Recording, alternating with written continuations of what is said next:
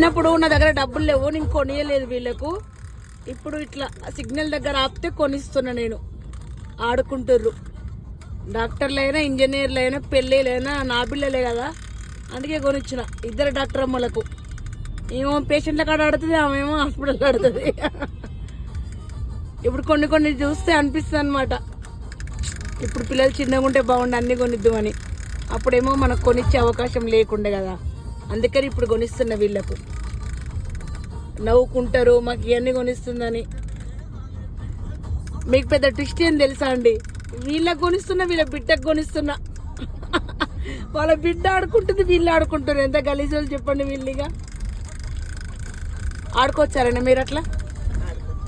ఎట్లా చిన్నపిల్లలా మీరేమన్నా? మీకు చిన్నపిల్లలు కదా చెప్పను. ఓహో చూసిండ్రా, మాకు చిన్నపిల్లలేనంట ఆ విషయం.